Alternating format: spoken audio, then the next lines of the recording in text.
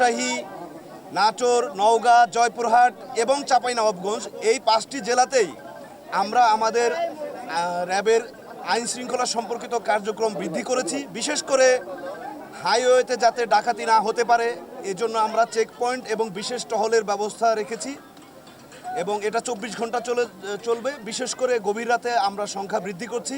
এছাড়াও এই অঞ্চলগুলোর যে rail station, bus station, shopping centre এই এলাকাগুলোতেও আমরা নিরাপত্তা জোরদার করেছি।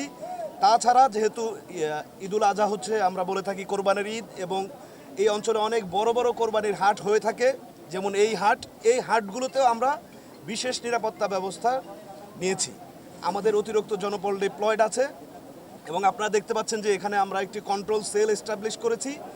এছাড়াও এই অঞ্চলে যেহেতু গরম বেশি, অনেক সময় গরু নিয়ে যারা আসেন অসুস্থ হয়ে পড়েন, বিশেষ করে হিট স্ট্রোকের সম্ভাবনাও থাকে।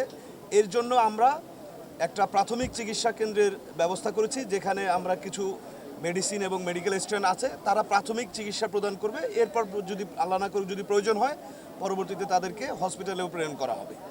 তো আমরা আশা করছি যে আসন্ন ঈদ উপলক্ষে এই অঞ্চলের মানুষ নিরাপদে গরুর হাটে আসা যাওয়া করতে পারবে, বিক্রি করতে পারবে এবং যাতে করে কোনো চাঁদাবাজি এই ধরনের কোনো ঘটনা না ঘটতে পারে আমরা ব্যবস্থা নিয়েছি। যদি এরকম কাউকে পাওয়া যায় তাৎক্ষণিক তাদেরকে আমরা গ্রেফতার করে আইনের আওতায় নিয়ে আসবো। এছাড়া আমরা জাল টাকা শনাক্ত করার জন্য মেশিন এস্টাবলিশ করেছি। যদি কেউ টেস্ট করতে চায় আমাদের এই কন্ট্রোল সেলে এসে জাল টাকা টেস্ট করতে পারবেন, আমাদের কাছে মেশিন আছে। আচ্ছা, আপনাদের কি পরিমাণ এখন পর্যন্ত কোনো অভিযোগ বলে এখানে মানে থাকবে ডিপ্লয় হয়েছে এখানে? আচ্ছা, আরেকটা প্রশ্ন আছে, সেটা হচ্ছে যে একটা উত্তর দিন।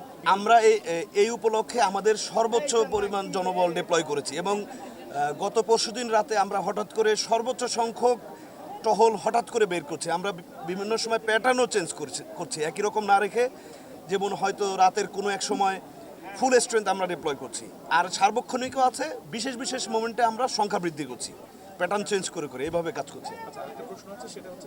আমাদের র্যাবিট কোয়ার্টার্সের সাথেও আমরা একটি বিশেষ মিটিং করেছি।